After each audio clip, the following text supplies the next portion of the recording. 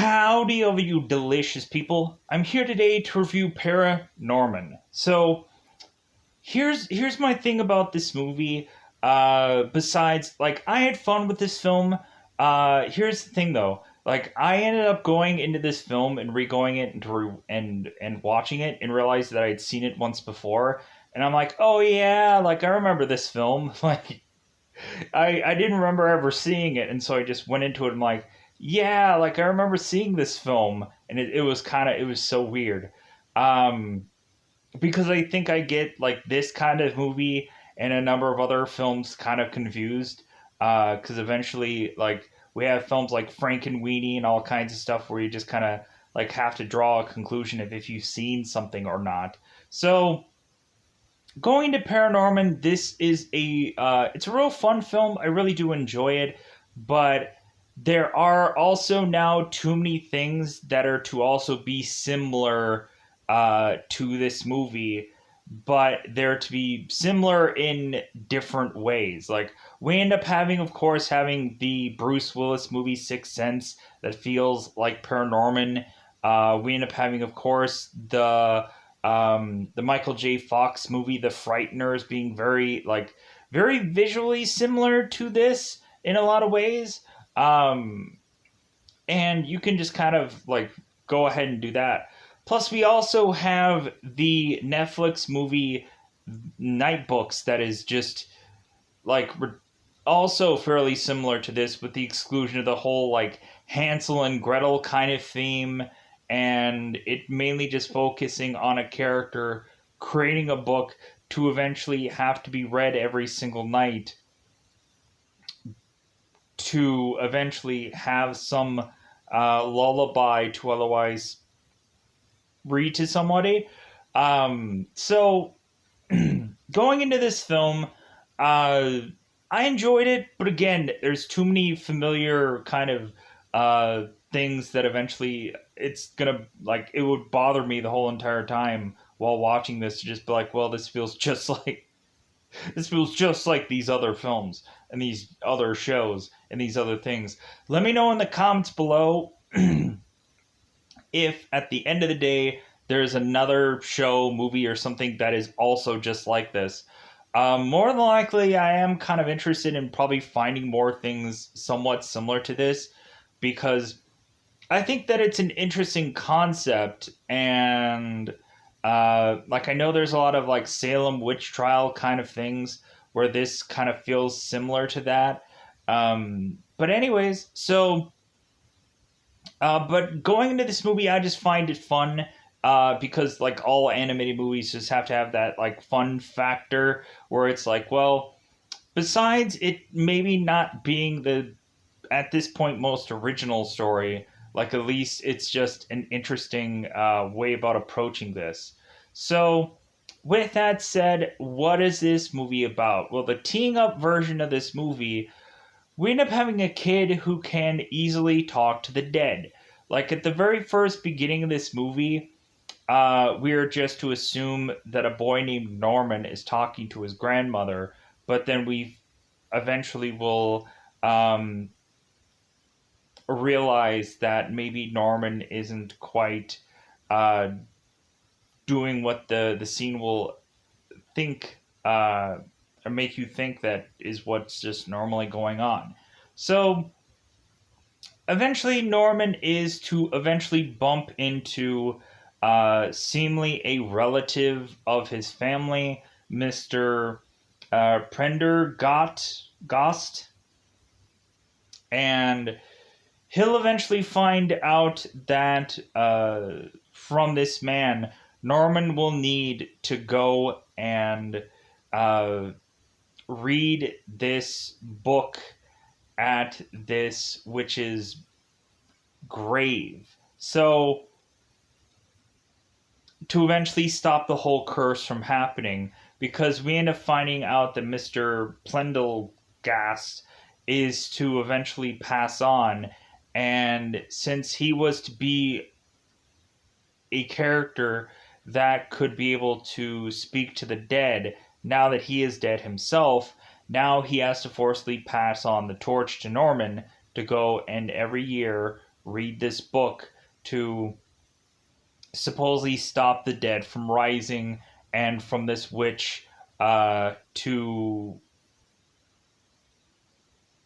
not destroy the town.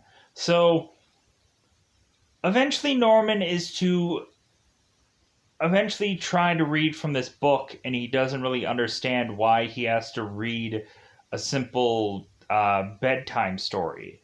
And so then eventually also Norman is to realize that where uh, he is reading this book thinking that he can just read this into some graveyard, he is to otherwise realize that that isn't the exact right place to go on to and read this book from, because the witch is not buried there. So eventually we have Norman who has to figure out where this witch is to be buried, and so eventually they end up having to try and figure out how to either uh, give this witch a sweet lullaby, or otherwise go on to figuring out how to finally break this curse. So, with that said, I am going to go into spoilers about this movie, kind of going through and talking about it uh, for however I want to easily go ahead and do so. So, uh, with that said, let's go out of our way to say it's that customary time yet again, because it is spoiler time. Spoiler time. It's about that time again to spoil this movie. So, very beginning of the film, kind of how I basically teed up this whole entire film. So we have Norman who is to be talking to his grandmother, and so he is supposedly watching a zombie movie, and so his grandmother is to ask Norman, "Hey, what's going on now?" And so Norman is to tell his grandmother something about this zombie movie, and the grandmother is like, "Oh, well, that doesn't seem right. If anything, like in my day, like this and this and that should happen." So eventually Norman is to eventually go off to speak with his father, because his grandmother is to mention that her feet are cold, so if they could just adjust the thermostat. So Norman goes off to tell his dad, "Hey, yeah, grandmother wants you to adjust the thermostat because her feet are getting cold." And so all of a sudden we end up having Norman's father, who is to eventually tell Norman, and his name is Perry. Perry is to tell Norman, well, like, you do realize that your grandmother had passed away.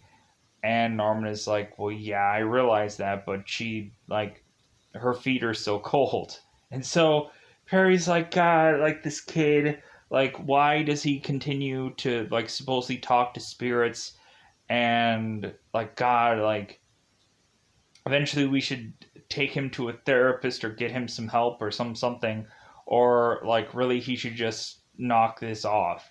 So eventually Norman is to eventually go on and eventually go to school one day where you end up just seeing him supposedly talking to no one, but then eventually all of a sudden you end up seeing all these spirits appear, and all these interesting visuals are to arrive with all these certain kind of ghosts, where Norman is to just be like, oh, hey, how, ooh, wow, that's cool. And so eventually Norman is to head on to school, where eventually Norman is to have to put this play together of this whole Aggie Prendergast story, where it seems that this girl had been this witch, and had been gone on to uh, been what's the word like burned at the stake for it, because basically she was to be uh, because she speak to ghosts. Evidently, they immediately just like thought that she was insane or whatever, and they just naturally assumed, oh well, like since she's different than anyone else, she talks to people. We might as well just kind of Salem witch trial her and burn her at the stake. So the judges were to, of course, the seven judges, um, of course, were to go on and gavel this woman. And so while they're to try to put together this play, Norman is to go on and eventually seeing these events actually unfold, seemingly. Because all of a sudden the entire environment is to all of a sudden change into a previous time era. But like the first time around, he just starts to see like the certain setting just start to unravel a little bit. But then eventually later on, uh, he ends up getting a whole picture of what had actually happened while he is doing his play. And so eventually we end up seeing a character called Judge Hopkins, who we end up seeing right here, who is to actually be uh, the person who had sent this woman away. And it seems that eventually, when these zombies come back from the dead, it seems like he is the leader of all of them. So,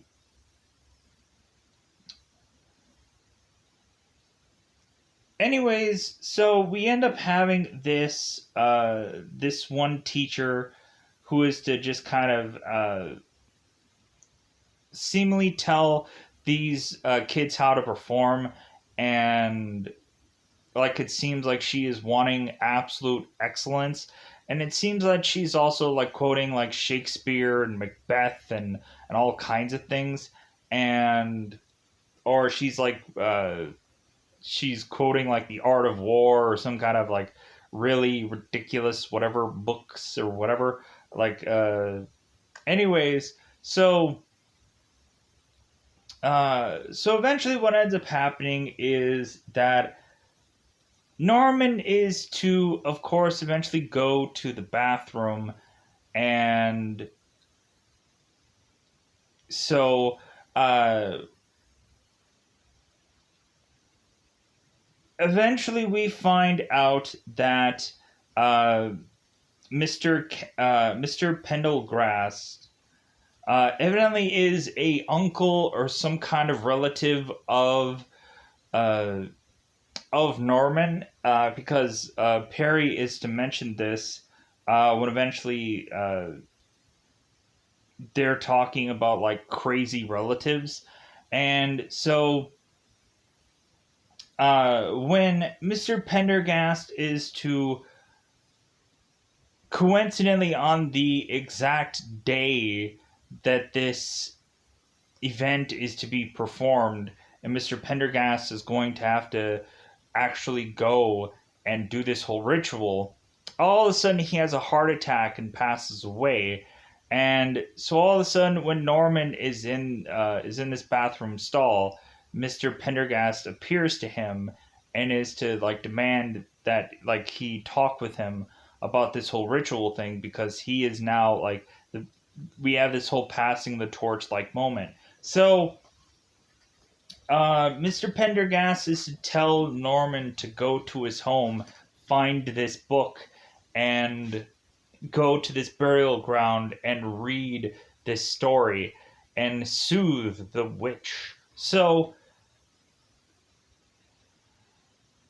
Norman is to, of course, consistently bump into this guy named Alvin, and for one reason or another, like just start to really, like get Alvin to be annoyed by Norman. So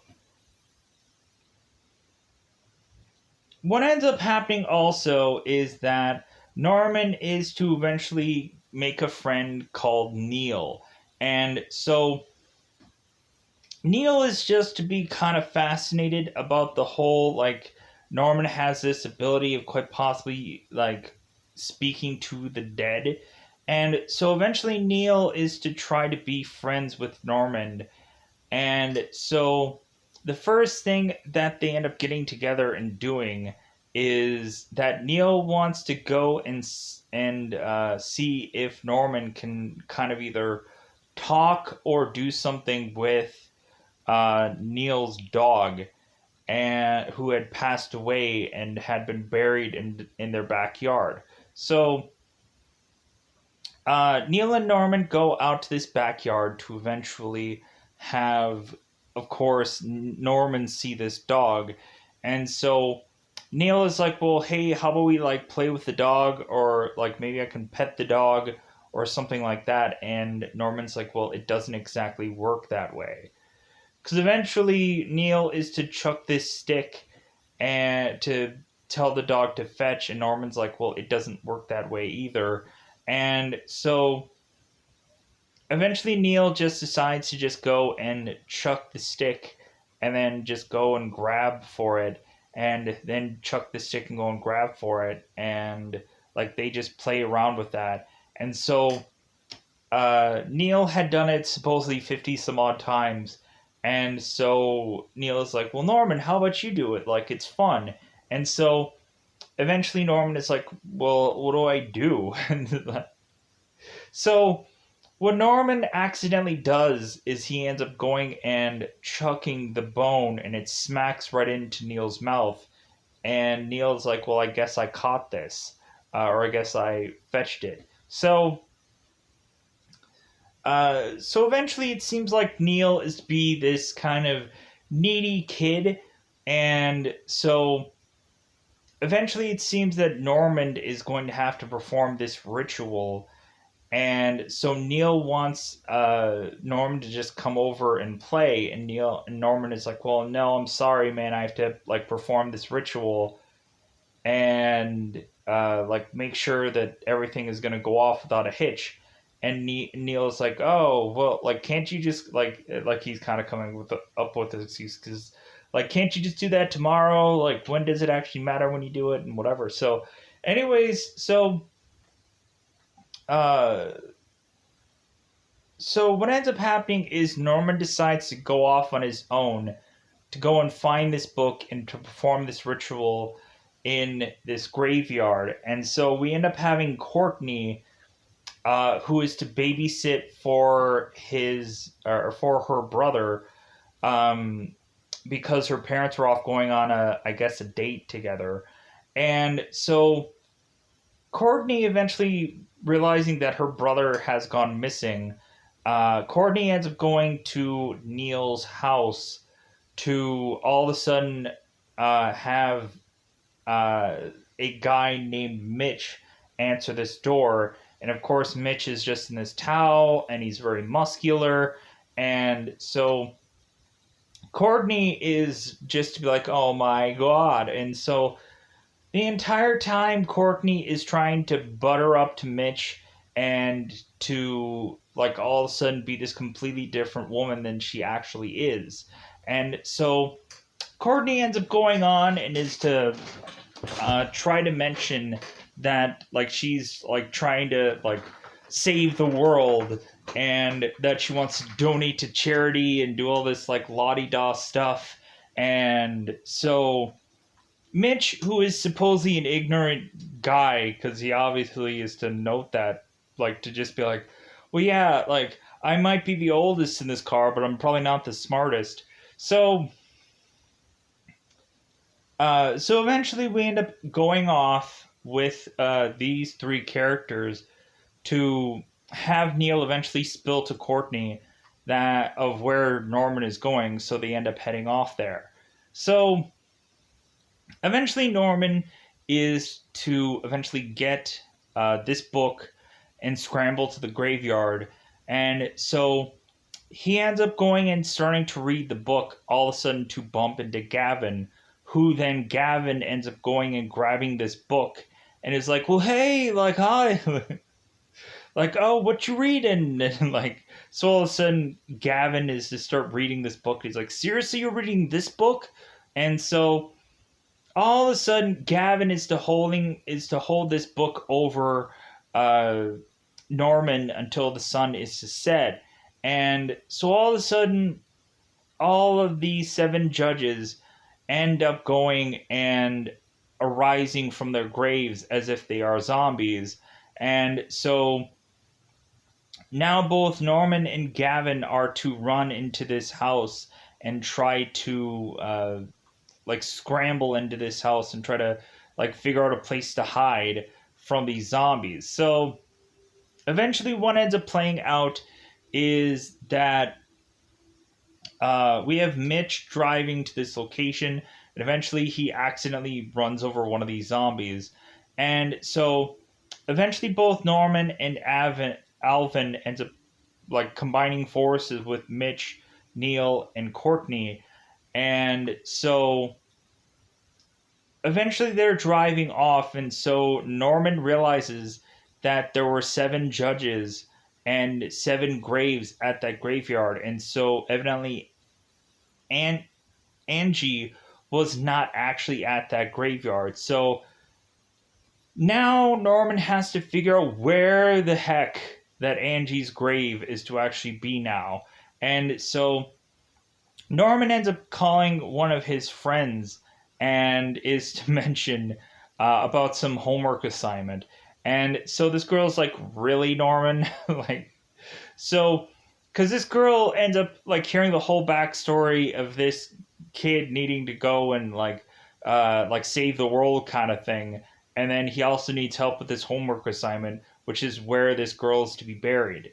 And so this girl is to mention, it's like, well, you can probably go to the town hall, and the town hall will probably have some record somewhere of where this girl is to actually be buried. So eventually they scramble to the town hall, while the seven judges, who are zombies, are eventually starting to make their way into town, where all of a sudden there's to be this one hillbilly-esque looking guy that all of a sudden is to go and try to get this vending machine food out of this vending machine.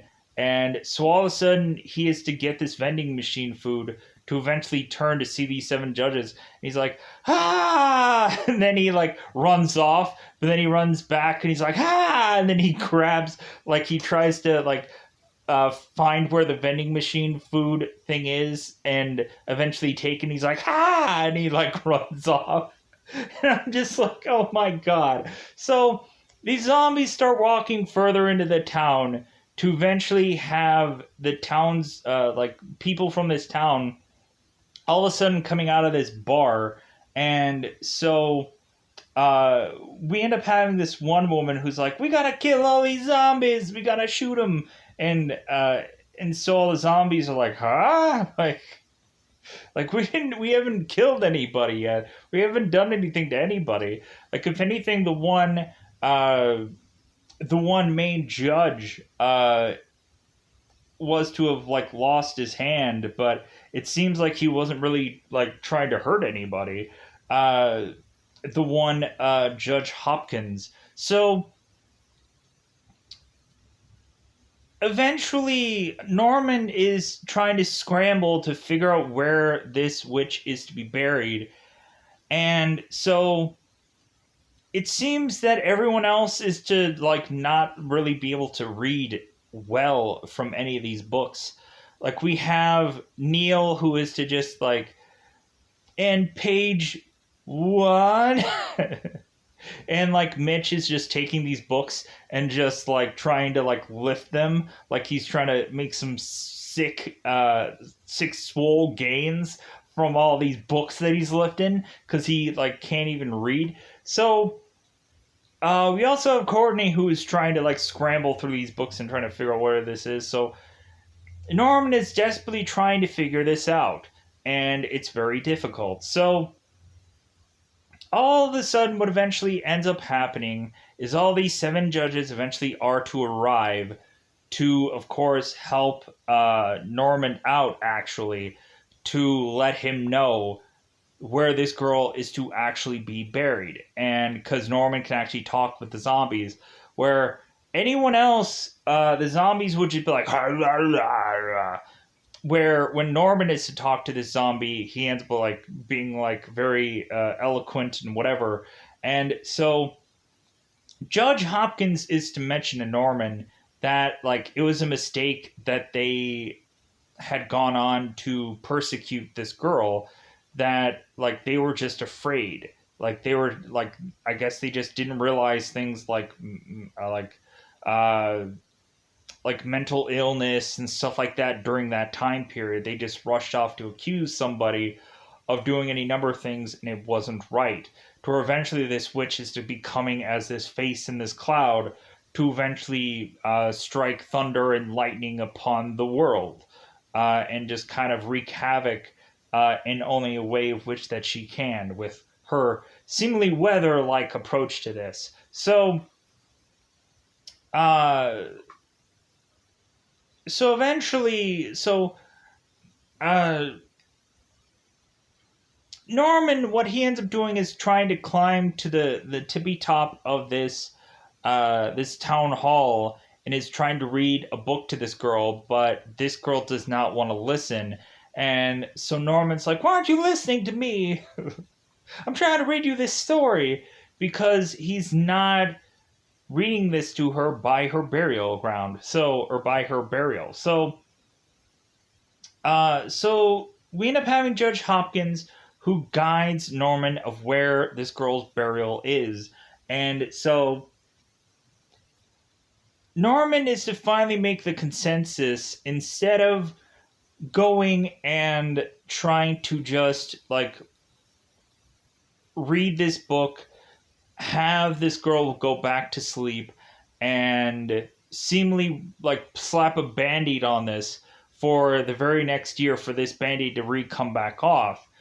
Norman is like, no, I think there's something we really need to actually do here, and like we really need to like help this girl move on, like help her realize that like what she's doing is the exact same thing of what people were doing to her. Where I think Norman is kind of like the perfect outcast person that eventually is to also see another outcast person, but like he is also to realize that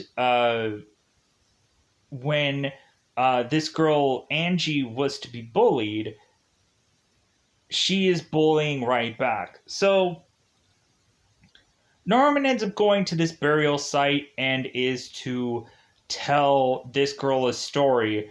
And we have Angie, who is to be this kind of weird golden spirit that is to be looming and circling around Norman.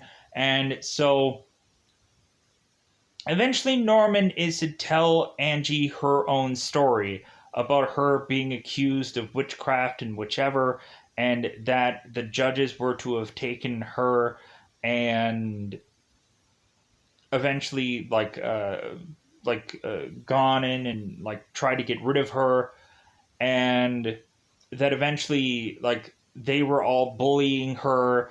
And so now that Angie is to have all this power at her hands, she decides to go right back and bully everyone in town because of what had happened to her. So eventually, after hearing this whole story, Angie is to realize that all she ever really wanted to do was to go and re-meet back up with her mother.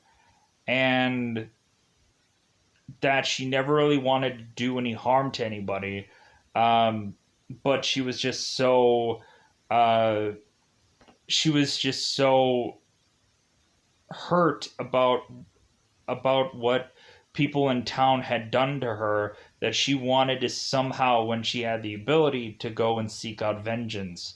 And eventually she realized how much of a mistake that was, about like her seeking out vengeance, when the judges would admit that they made a mistake also. So all of a sudden Norman is to be going and like seeing Angie, who is to seemingly become a spirit and decide to be free and to go off to eventually go back to her mother and be with her mother so that way she can move on. And so all of a sudden, all seven of these judges, and instead of them now being zombies, they all went from being zombies to all being ghosts to where they could all move on. And so all of a sudden, that ends up wrapping in a nice, neat little bow to where all of a sudden, like, everybody's like, yeah, like, you saved the world, Norman, and like, you're the hero. And we have like Alvin, who is trying to like piggyback on Norman's success and to mention to some girls, it's like, well, hey, yeah, like, me and Norman have always been the best of friends, and like, me and him both have a vlog together. You should go and check it out, and all this kind of stuff, like trying to piggyback off of Norman's success. And so eventually Norman is to also just kind of be with his family and just kind of like just reunite with his parents because they were worried about him. And so uh, eventually what ends up happening, or oh, we also have Norman's theater teacher who is like, oh, I'm sorry, I guess I was just kind of caught up in the moment of us kind of being like the lynch mob and whatever, that all of a sudden we were going to go and take down all these zombies and slip the dogs of war and whatever. Like, I guess I just had to fit into this role that was like given to me. And it's like, okay, whatever. So eventually Courtney is to eventually still try to win over Mitch. And so Courtney is to tell Mitch, it's like, well, hey, like, maybe you and I can like go out together and like see a movie or something like that. And so Mitch is like, well, yeah, great. Like, I can bring my boyfriend with me. And Courtney's like, your boyfriend?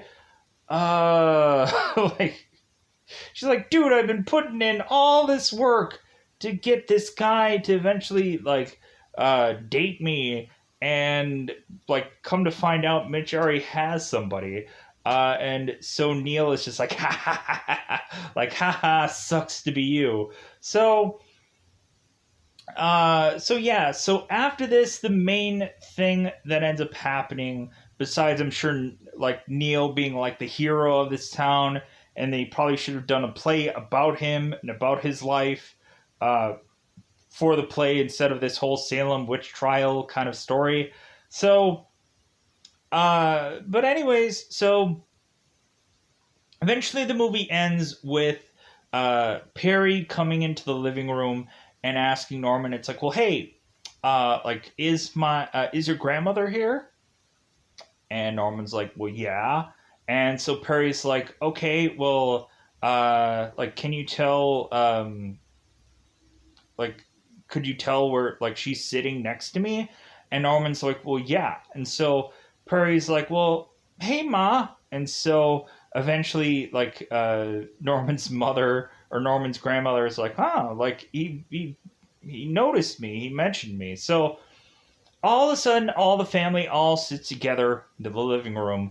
And so eventually they're to be going on, and Norman is to go and watch this zombie movie again. So all of a sudden, we have, like, eventually, at the same simultaneous time, um, Perry and his mother are both asked, like, okay, so what's going on now? To where Norman has to go and explain what's going on in the scene. Because I guess since he is so close to the TV and they're not. But anyways, so yeah, like, that was kind of a fun ending moment where it seemed that Perry, even though he was skeptical, it's like, hey, my son saved this town, so hey, I'll believe whatever. You would have thought that at the very end of this movie, you would just have all of a sudden everyone be able to like talk to ghosts in this town because of that whole event.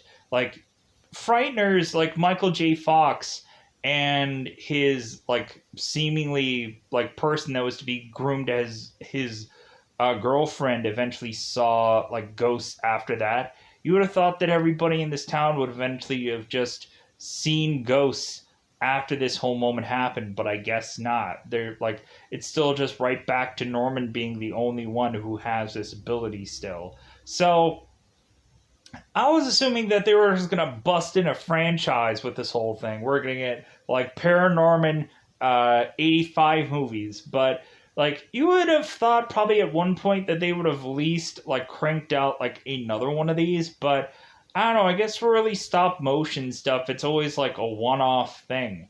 Um, I honestly think that they could probably uh, gone on and done more of these, but I guess not. Um, like they could have come up with a much more interesting or different story that has still some supernatural stuff going on. But oh well. But yeah, enjoy this movie. It's fun. It's fun all around.